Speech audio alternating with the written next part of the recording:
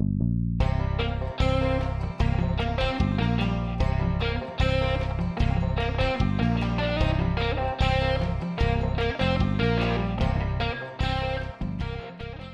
hello everyone, and welcome back to McD Guitars. We're here for another round in the workshop, and well, I don't think we really have a whole lot to talk about today, so let's get in and see what we can get working on today. All right. So we are working on our black walnut guitar for Heath, and boy, I've kind of went back and forth here, and these pieces of rosewood are hard as a rock, and this limba is pretty soft, and this is going to be quite the endeavor to undergo. But I was like, well, I just got to do it. It'll probably involve a lot more filing than sanding, like I usually like to do, but we're gonna make it happen. We're gonna start out with just 3 of these rosewood offcuts. As we can see, if we take a peek closer in here, this neck piece, we're gonna join right up to there. And actually, I mean, the grain structure and figure really matches pretty well. And then what we end up with, once we're kind of closer, we're going to be so close to the neck pocket dimensions of whatever else our fill-in is here. Obviously, we'll cut down on the body blank, and we're going to have to introduce a complete neck block for the neck to rest in.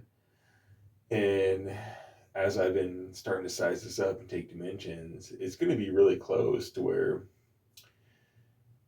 our neck width versus, our neck block is going to be pretty close. So I don't know whether or not we're going to have any kind of redwood up here yet or not, but man, if we look, I mean, this limba grain is going to come together really nicely. And having that rosewood in the middle, I think that's going to be a nice enough touch to do some overtime work here. So we squared off this offcut from the flying V neck, and now we are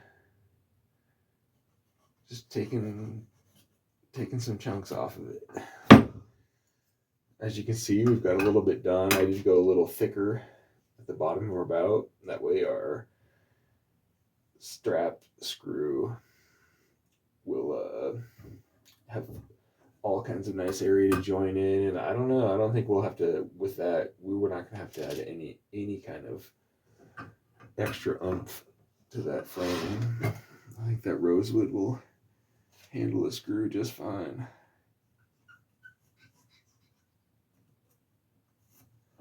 I came pretty far off.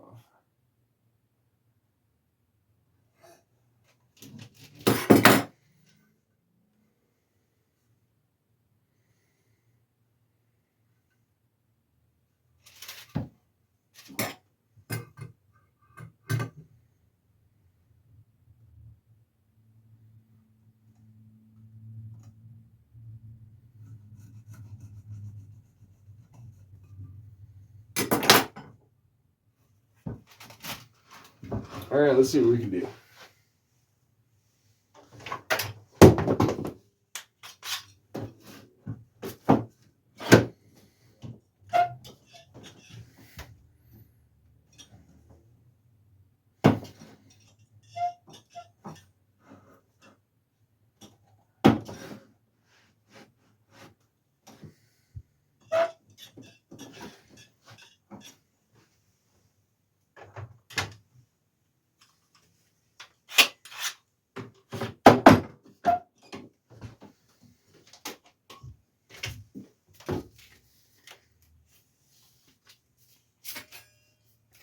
So the main reason I'm using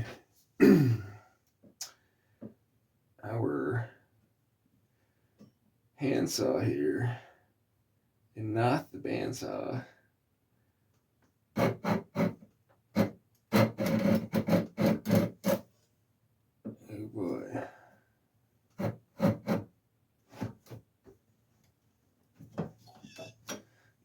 some tough stuff.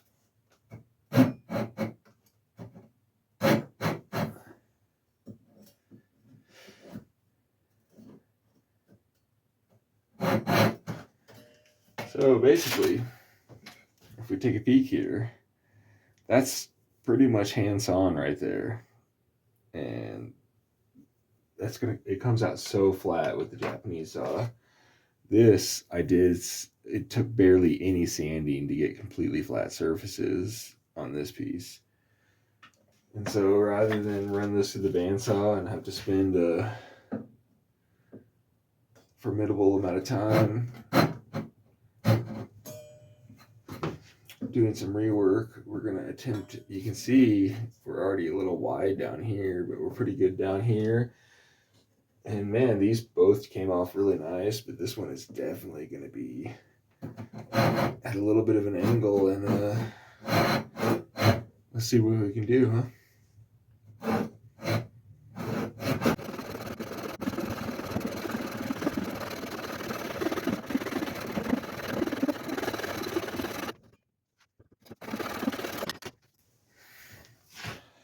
And there we go. So we gotta take this down to size, huh?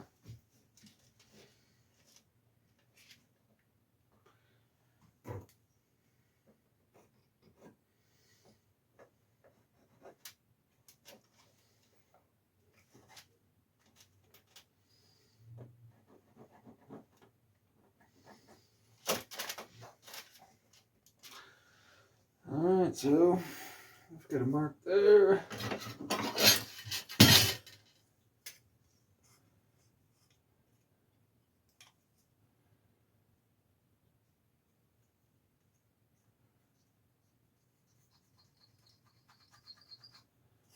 So we know we can knock that off now.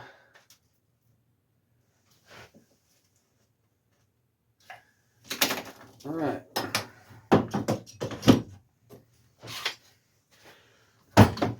Done with our offcut of Honduras rosewood for now.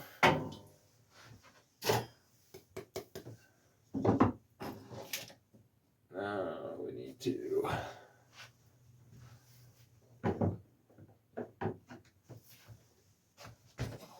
start off with a sharp chisel.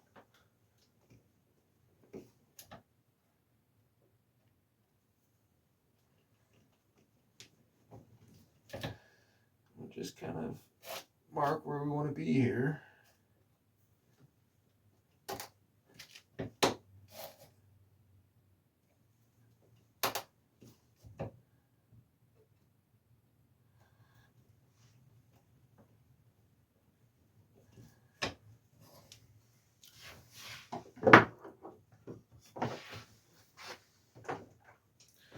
We can take a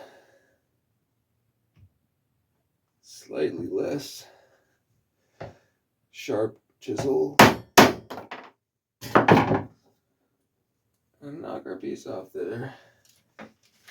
You're pretty close. So I've already done a little bit of lining up here. We'll get our new camera angle and we'll start to size all these up. Let's see if we can basically match our pieces up to our template and make sure we're in that zone where we can cover the template and get these joints glued together. We're looking really good on this joint already. It's pretty much ready for glue up. And our upper bouts definitely are going to need some angling to do, but well, this is my second rodeo now with this, so let's see what we can do. All right, so I'm still at the bottom of this Titebond bottle, so prepare to watch me struggle. But we've devised a way with this really cool strap clamp. I got this strap clamp for jewelry boxes, which is a whole nother story. But I found that it's going to help quite a bit to join this first piece of wood and get some real good side pressure into it. So let's see what kind of trouble we can make. we do have an off-screen piece of paper towel. A carved top and back hollow body is definitely my favorite style of guitar to build. And coming up with a way to make the middle slab with what I would normally consider offcuts is really becoming a game changer over here. So really looking forward to seeing how this progresses. So the first round of doing our first side piece of rosewood, I just went with the idea we're going to keep clamping blocks around the template, and we can squeeze with the strap clamp for now. And this works great. You know, it takes a little bit of fitment there, a little bit of placing, but quick break. When we put this together, I just did that with a sanding block and took very deliberate single strokes and came out with getting that flat together. So we're pretty stoked on that.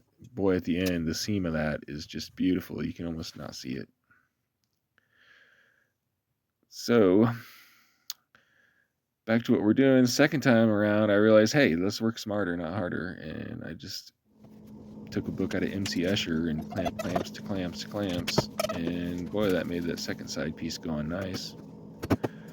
Now we need to, best we can with setting that guitar body on top of each other, decide where we're going to start with an angle on our top piece here to join. Now both of our rosewood pieces are attached, so here we are. We're lining these guys out, and boy, it's pretty cool. When I did this on the new journey, the first time I did this, I didn't record it, and it's been quite a while, and I completely forgot what I did to glue all those pieces together. I'm pretty sure I just clamped it to a template, and there were good enough joints that they held, and I just trusted it. But here I wanted to be, I'm just extra careful today, I guess.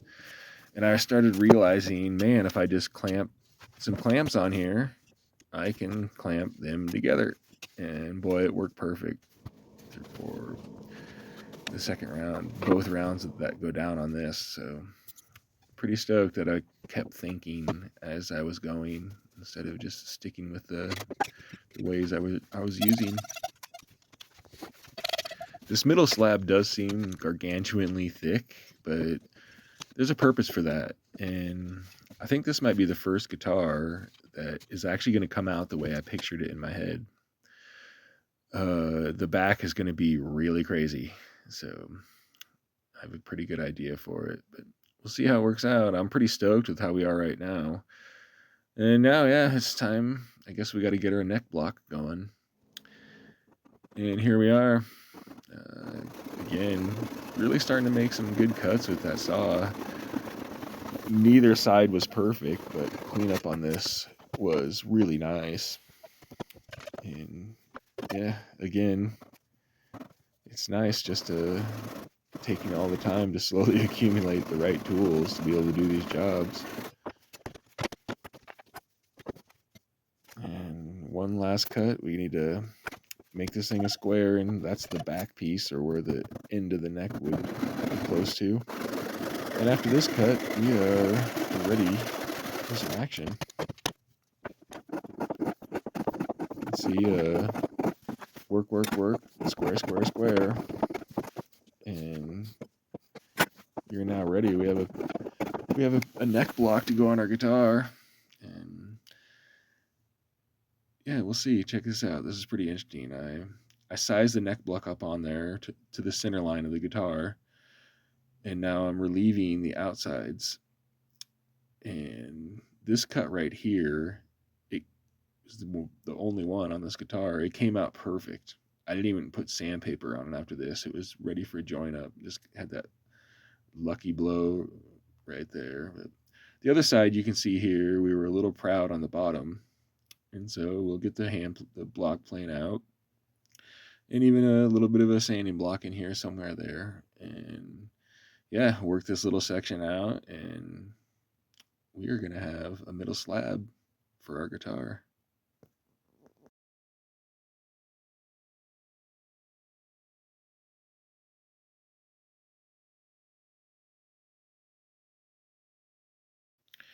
I really wonder why it is that when you're filming yourself, for some reason you just always put too much glue on everything, and I kind of laugh at myself, throughout the processes and all of this guitar. I'm just like, man, why did I put so much glue on? I don't know if I felt under pressure, but uh, kind of get a laugh at myself, so that's always nice.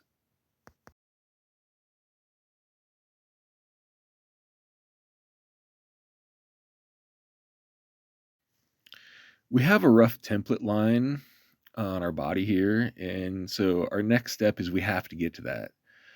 We want to send this thing back through the drum sander and make the whole thing square and flat, but if we did that now, we'd, I guess we could throw the template on there and do it again, but we're going to be better off if we just get our outside dimensions of our guitar down, and then we can move forward with our next step.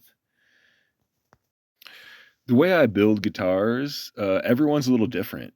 This doesn't match up perfectly to the template. It's a little different shape, and each one ends up coming out like that. And does it really matter? If I ever hit some magic spot that just sings, maybe I'll check the dimensions back for my notes or whatever, but having each one a little different, it's kind of a little bit unique, and we're working off a center line, so alignment generally isn't an issue if our body tends to, just vaguely take different shapes in the template every time we do one. Here's our favorite new toy. And yeah, it is. This thing has really been sanding very flat. Have had tracking adjustment issues going on here and there, but other than that, when I run stuff through there, it's basically ready for glue up, and this thing has been a game changer. Still pretty happy with it.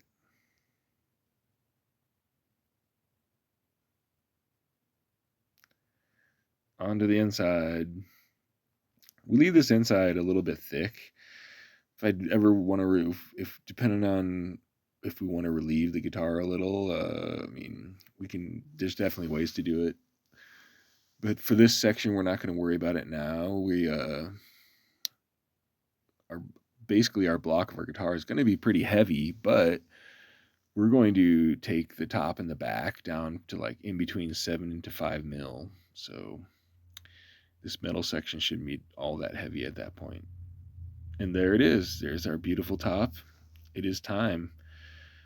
Boy, I set out just to do a little bit with this guitar today, and I am just not wanting to stop. If you look right here, this is going to be our center block. We take 3 pieces, and then we're going to glue them together in a little bit. Yeah, we can go ahead and cut out our top and relieve it. And once again, we're being good surgeons here, We haven't forgotten this is a left-handed guitar since the start, so everything is still correct. Walnut is a really fun wood to work with, but as we see here in the near future, it is full of surprises too.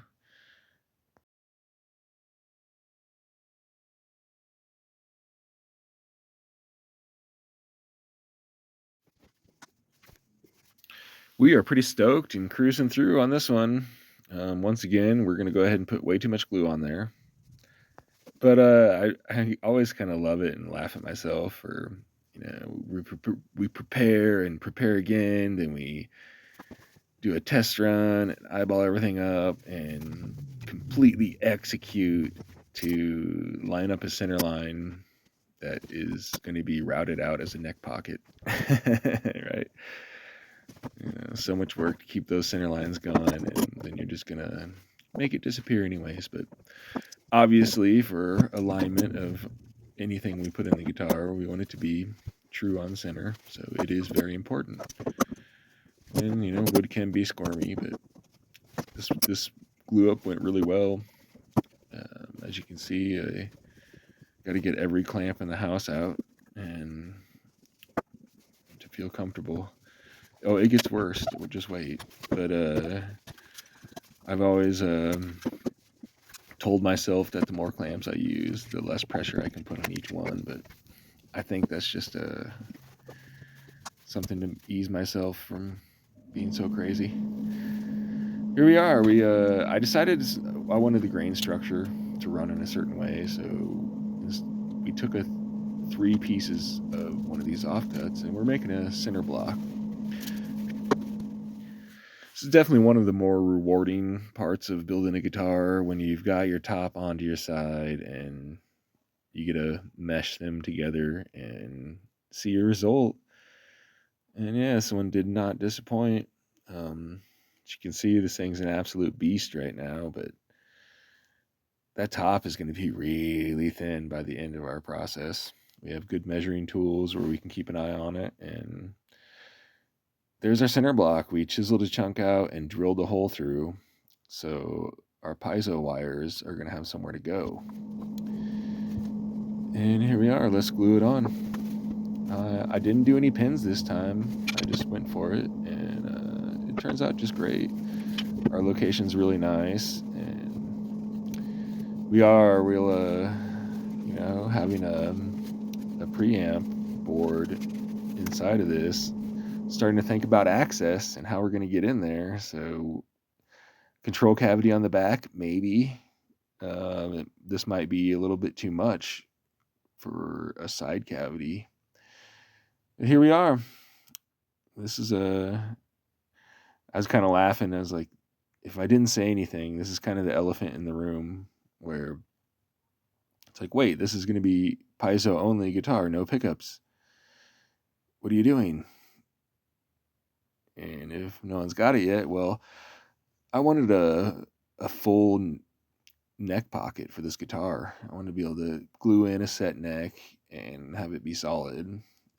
Didn't want to do a dovetail or anything funky like an acoustic guitar. And well, what does that do? That opens up a huge chunk of the guitar that normally a pickup would take the place of. And so what are we going to do about that?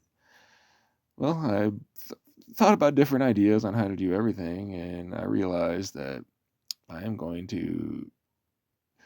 this fretboard we're going to use is long enough. We're just going to let the fretboard be longer than it should be, and I'm going to do a custom inlay in the end of it. So since we'll have no pickups and just a bridge, I don't think it'll look that awkward.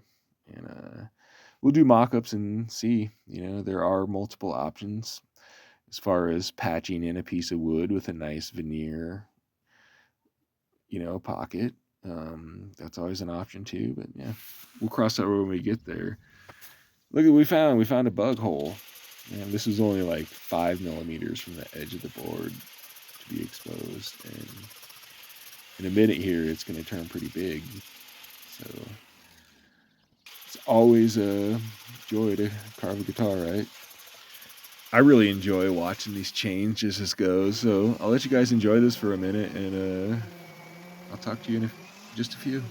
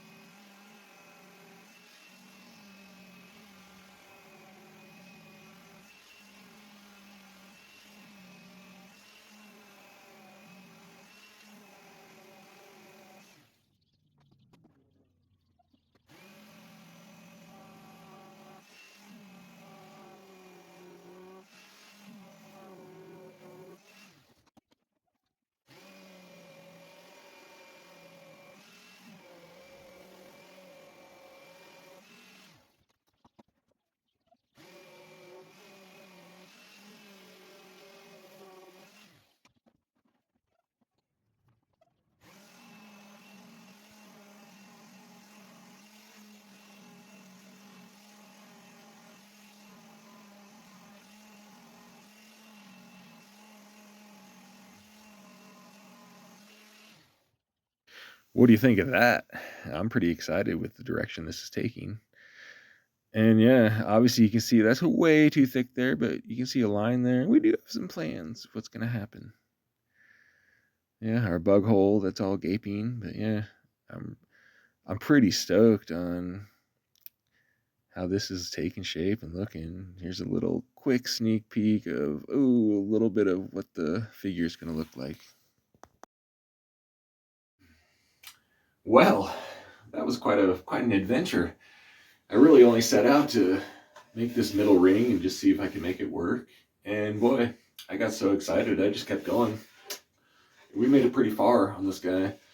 You know, I was kind of joking around with myself that, you know, we're going to start doing a bunch of different guitar work in every video. I just had a lot of fun and went for it. I really think that turned out nice. You know, we do have our big gaping bug hole we found, but luckily we are dark wood and it's very multicolored dark wood, so that should patch up pretty nicely. It won't be too visible. But yeah, I hope you guys are digging this. We definitely found out how to make your hollow body middle out of scrap wood today. It's a pretty nice step-by-step process. And yeah, we'll keep continuing on. We have all kinds of things in the works, so we'll wrap it up for now, and I guess we'll see you guys next episode. Hope you come back and keep checking out what we're doing. So cheers. See you guys soon.